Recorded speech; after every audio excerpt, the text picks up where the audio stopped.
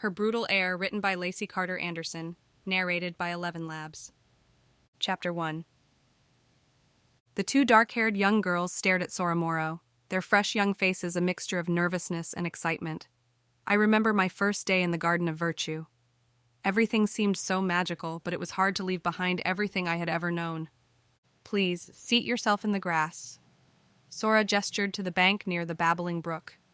And we will discuss the most important rule of your new life as a maturing female. The two girls sat down, arranging their new matching white gowns around their legs. Thin clothes without undergarments, another adjustment to life in the gardens. Saura smiled, remembering how long it had taken her to not feel naked in the strange gown. But soon they will learn, without men around, there's no reason for such shyness. Seating herself in front of them, she ran her finger through the cool waters, smiling as the small fish in the slow-flowing river nibbled at her fingertips. Very gently, she let her magic flow. A small chunk of ice floated to the top of the river, then was swiftly swept away. Each Sula has a role in your education here. Mine will be to discuss the blue pill with you, the pill that you will take each day until your time here is done. What does it do? Asa, with pale brown hair chopped near her chin, asked. Saura inclined her head. That's a good question. The blue pill keeps us from entering our biryut, our mating frenzy. The girls exchanged a look of panic. So, without it, we'll enter our biryut? Asa turned big brown eyes back at her. Saura nodded. That's right. And do either of you know why that might be a bad thing? Miko peeked at Saura from a curtain of dark brown hair. Because then we must take a mate, immediately. It's always nice when the girls are taught something about our biology before they come.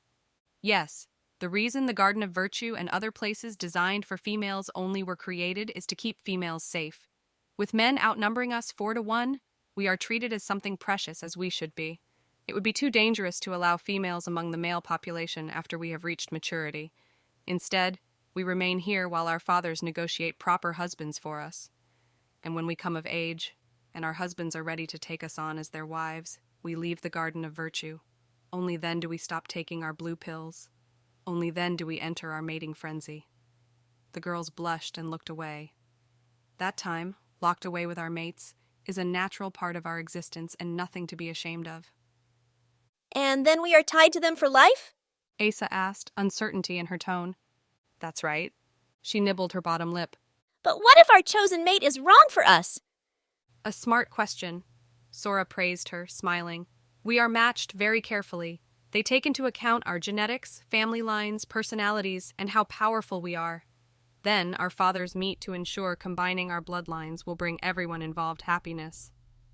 Miko's soft words caught her by surprise. Is that how you were chosen as the sun's mate? A giggle exploded from Asa's lips.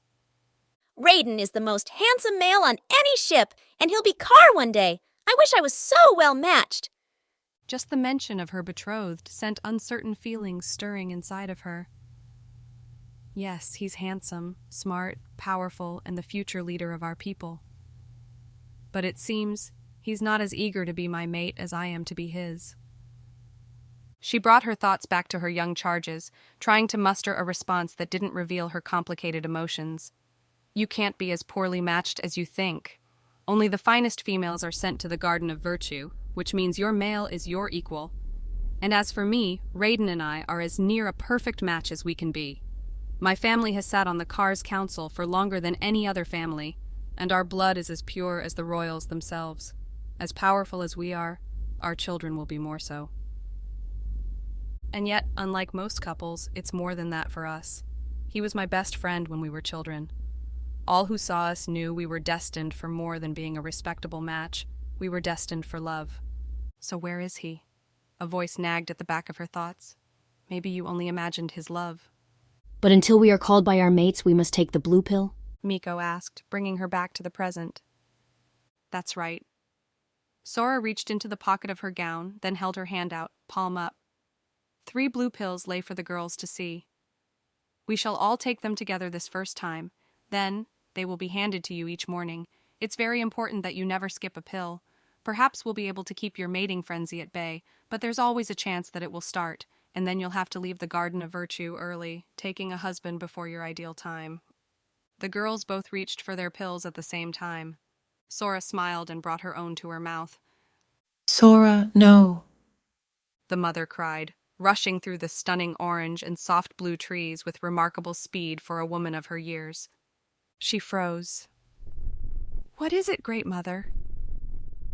The older woman, with her gray hair falling all around her, leaned forward and closed her hand around Saura's. No pill today. Saura stared in confusion. The dark blue ring around the old woman's eyes was nearly black. "Mother," her thin lips twisted into a smile, bringing a breathtaking beauty to the wrinkles gathered at the corners of her mouth. No pill today, child. Today, you leave the garden of virtue. Saura froze. "It can't be. It can't finally be my time. I've watched girl after girl, most younger than myself, leave, wondering why Raiden hadn't called for me. I'd finally thought he might never call. Hope bubbled up within her chest. Raiden had been a young man when she left, but even so, he was fierce, tender, and entirely dedicated to their people. Like me, we'll rule our people together in harmony, the Kar and Kara they've needed for so long." Smiling, she felt light as air. "He does want me." She touched a hand to her chest. "Are you sure, Mother?" The older woman reached down and cradled Sora's chin in her soft hands. Without a doubt. Come on then. Let's get you ready to meet your new mate and introduce our people to the female who will one day be their Kara. Her head spun. Today, she would not only see Raiden after 7 long years, she'd also become his mate. What I want, all I've ever wanted, is Raiden. Her stomach muscles tightened, the heat of his gaze, the hardness of his muscles, the softness of his lips. And I didn't take the pill. Tonight, we're going to mate. It was almost too much to believe. I guess some dreams do come true.